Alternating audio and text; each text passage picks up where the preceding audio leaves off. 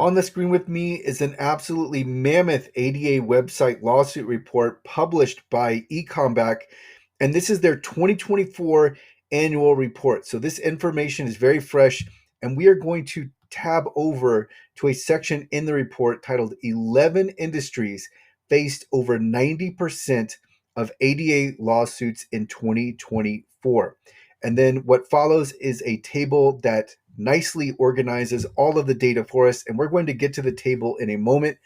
Before I do, what I want you to keep in mind is that this table only represents a fraction of the legal activity that takes place in this space.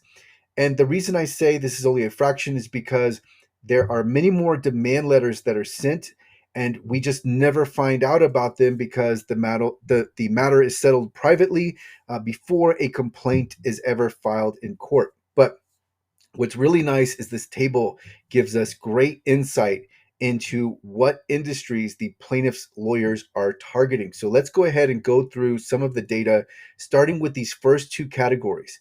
And these first two categories you really want to pay attention to because they account for nearly 60% of the complaints filed in court. And these categories are first, lifestyle, fashion, clothing, and apparel at over 35%, and restaurant, food, drinks, and beverages at nearly 24%.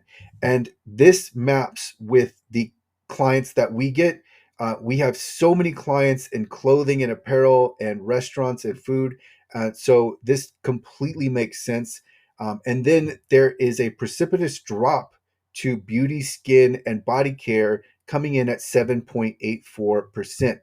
Now, even though your business may fall into an industry where it doesn't seem like there's a lot of activity, I can tell you that if you are in one of these industries, you do want to expedite accessibility, especially if you're in the first two categories. But even if you're in one of these other categories where you're in the single digits, just know that it just means that there haven't been as many complaints filed in these other industries, but it's still significant because the number, again, when you see the total lawsuits, you might think, oh, well, it's just, for lifestyle, it's just at 1,121. There are so many other companies. Why would they go after me? It's very unlikely. It's very low risk. Again, keep in mind that this data only accounts for the complaints filed in court. We don't know all of the times that demand letters have been sent by plaintiffs' law firms. And keep in mind that at this point, it's likely up to 50 plaintiffs' law firms. I mean, there are literally dozens of plaintiffs' law firms who are active in this space. And this is quite a business for them.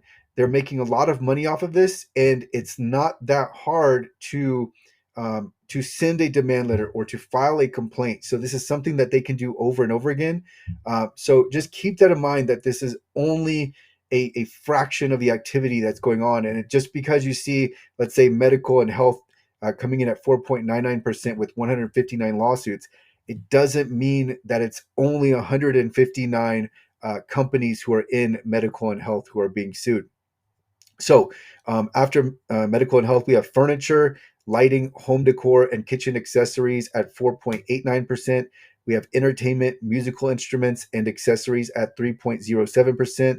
And then retail and consumer goods at 2.35%. I can tell you, I haven't had a client who is associated with musical instruments, but all of these other categories we have clients for. Continuing on down, we've got home kitchen appliances and accessories at 2.32%, fitness and sports accessories at 2.1%. I can tell you I've had a lot of clients in fitness that have reached out to me. And then we have educational, media, news, and magazines at 1.98%, and then travel, hotels, and hospitality at 1.88%. And I can tell you that a lot of hotels can tell you that they have been sued, that they have been targeted quite frequently. And just keep in mind also that just because you're sued once doesn't mean you won't be sued again. So it happens a lot. Even just seeing that the hotels comes in so low, it doesn't necessarily indicate that the activity is so low. And then so we can see here 13 industries face 307 ADA website lawsuits. So that's just indicating that there are other industries that have where complaints have been filed against website owners in those industries. So this is a very helpful report. And by the way, we've only gone over one small section of this report. It just continues on. I'm going to scroll down just to give you an idea of just how enormous this is. What we have: a year in review, key developments in ADA website accessibility. We also have a look at California AB 1757, which was a proposed law in California, which it's good that that law did not pass, but as they write, dead for now, but could resurface in 2025. We have ADA website lawsuits filed by website platform. This is interesting. I mean, there's so much information and data organized, and I really like how how they have organized it. You could tell just so much work has gone into this, so it's a really really good report published by Ecomback. I'm going to link to this report in the description. But the point of this video is, if you are in one of these industries, and or you just know, you've heard of, from other people in your industry, you've heard of people talking about lawsuits, that's a good sign that it's time for you to work on accessibility. And so I recommend this for everybody, but obviously, if you're in one of these top categories, it really becomes something where it's urgent. You want to work on it to avoid and make sure that you don't receive a demand letter, a complaint isn't filed against you. And again, this can happen more than one time. And I will tell you this: if you want to find anecdotally just how often this is happening, don't so much pay attention to these numbers. Don't pay attention to the total lawsuits. Search for Reddit and ADA website lawsuits, and you will see over the last several years, including the last few months, you will find over and over again website owners talking about this happening. So it can and it does happen, and it's not just corporations, it's not just large companies, this is small businesses too. So you want to be proactive, you want to be aggressive.